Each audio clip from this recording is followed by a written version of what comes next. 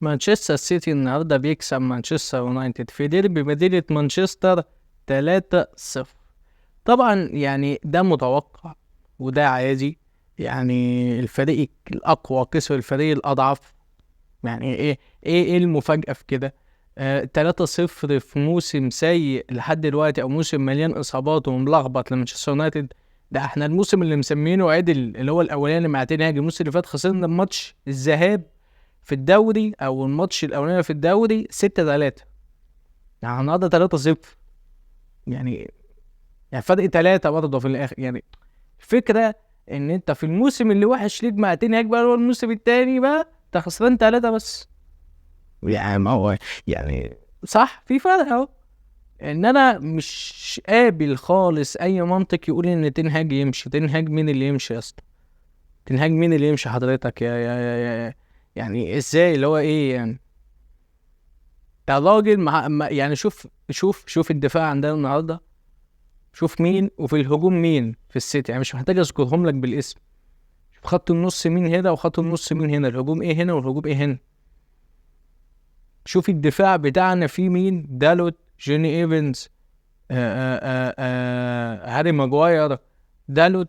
الناحية التانية ستونز، روبن دياز، جفارديول. اللي هو دالوت النهارده يعني انت طالب منه ايه؟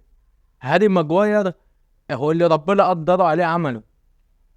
جوني ايفنز يعني راجل بركه ملوش في السكه، احنا جايبينه قضيه واجب. الهندلوف اهو كتر خيره لحد ما نزل رجلون اخر الماتش، اخر ربع ساعه. يعني طالب ايه؟ الناحيه التانية عندك ستونز فرم، يعني هويلاند فرم. هويلاند لما فكر ان هو يروح انفراد فرم ستونز. وطبعا راسموس هويلاند كتر خيره يعني شد رودري، يعني وادى ضربة جزاء لهالاند اللي متوصاش وحطها الجون الاولاني. وطبعا روبن دياز قايم بالواجب جامد جدا في الدفاع. وجفارديول ده صخره. انت متخيل جفارديول ده عنده 22 سنه قدي تقريبا، يعني صخره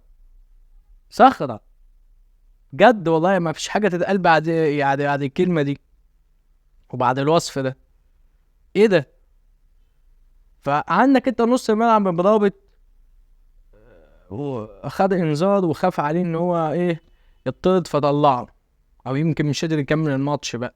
نزل ماونت اللي يعني يدته ما نزل، يعني كان ممكن ينزل سوفان مرابط ويسيب الملعب كده ما كانش هتفرق. مكتوموناي يعني على رأي الشاوري بيقول لك اصل اليونايتد مع تنهاج بيسيب سطر ويكتب على سطر. لا هو مكتوموناي بقى هو المادة الخام لكده. بس هو بقى مش بيكتب على سطر ويسيب سطر، هو بيكتب على سطر ويسيب 400 مليون سطر. خد بالك إريكسن مش هلوم عليه في حاجة، كتر خيره بصراحة. فده نص الملعب عندك. بص بقى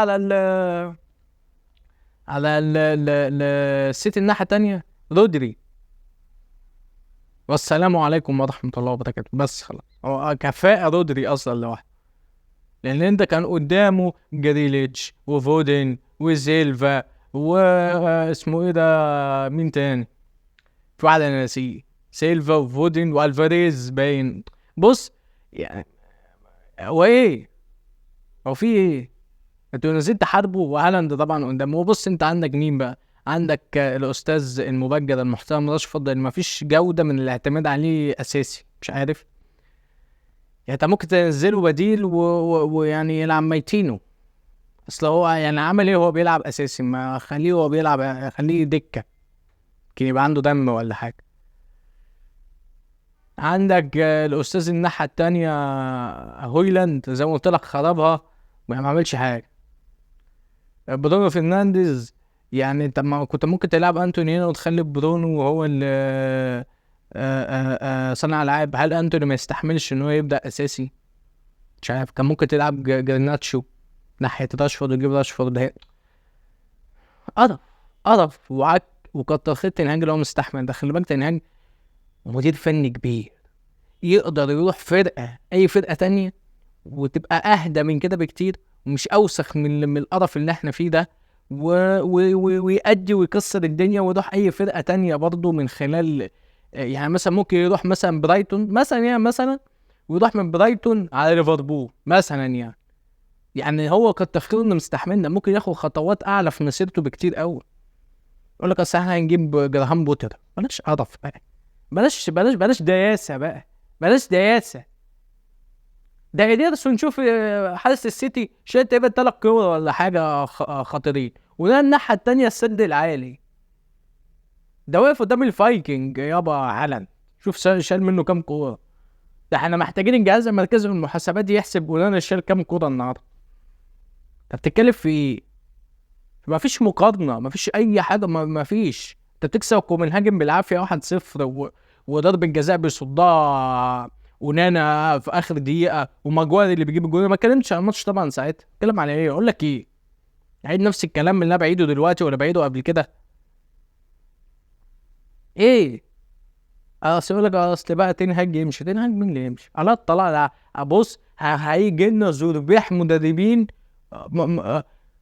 مش عايز اغلط، مش عايز اغلط. تنهج هو الحاجه الوحيده اللي دماغها شغاله في يونايتد.